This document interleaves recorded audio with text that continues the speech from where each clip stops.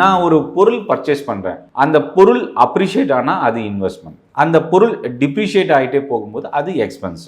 So இந்த expense and இன்வெஸ்ட்மெண்ட்க்கு நமக்கு 2 clarity கண்டிப்பாக வேணும். இந்த எக்ஸ்பென்ஸ் வந்து எங்கே நடக்குதுன்னா நம்மளோட விருப்பத்தின் அடிப்படையில் நடக்குது, இன்வெஸ்ட்மெண்ட் வந்து ஒரு தேவையின் அடிப்படையில் நடக்குது. இந்த ரெண்டுத்துக்கும் நிறைய பேர் கன்ஃபியூஸ் ஆகுறாங்க. ரொம்ப முக்கியமான ஒரு விஷயம் என்னென்னா, லாங் டேர்ம் 10 வருஷம் என்னோட குழந்தையோட படிப்புக்காக, கல்யாணத்துக்காக, இந்த மாதிரி ஒரு என்னோட வீடு கட்டுறதுக்காக, இல்லை நான் வீடு வாங்கணுன்றதுக்காக அப்படின்னு ஒரு ஸ்ட்ரிக்டாக ஒரு இன்வெஸ்ட்மெண்ட் ஸ்டார்ட் பண்ணுவோம். அதில் வந்து நடுவில் வந்து ஒரு 1 இயரில் அதை ஸ்டாப் பண்ணிவிடுவோம், இல்லை ஒரு 2 இயர்ஸில் ஸ்டாப் பண்ணிவிடுவோம், இல்லை ஒரு சிலர் 6 மாதத்துலலாம் அந்த இன்வெஸ்ட்மெண்ட்டை எக்ஸிட் பண்ணிவிட்டு அந்த பணத்தை வெளியில் எடுத்துக்கிறாங்க. அதுக்கு என்ன காரணம் அப்படின்னா, மார்க்கெட்டோட ட்ரெண்டு. மேபி நீங்கள் ஸ்டாக் மார்க்கெட்டில் மியூச்சுவல் ஃபண்டில் இன்வெஸ்ட் பண்ணியிருந்தீங்கன்னா மார்க்கெட்டோட மூவ்மெண்ட் வந்து நமக்கு பயம் வருதோ, கிராஷ் ஆகும்போதோ, கரெக்ஷன் வரும்போதோ எக்ஸிட் ஆகிடும்.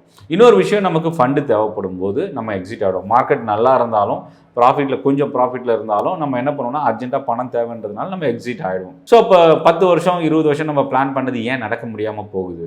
ஏன் நம்ம பிளான் பண்ணும்போது இருக்கிற அந்த டெசிஷன் இன்வெஸ்ட் பண்ணி அதுக்கப்புறம் ஒரு அமௌண்ட் வந்து ஒரு கார்பஸ் வந்து கிரியேட் ஆகிற டைமில் ஏன் நம்ம அதை எக்ஸிட் பண்ணிடுறோம்? அடுத்த 6 மாதத்துக்கான எமர்ஜென்சி ஃபண்டை வந்து நம்ம மேனேஜ் பண்ணுறது கிடையாது. அதனால என்ன பண்ணுறோன்னா, திடீர்னு வர செலவுக்காக நம்ம இன்வெஸ்ட்மெண்ட்டை வெளியில் எடுத்துடுறோம்.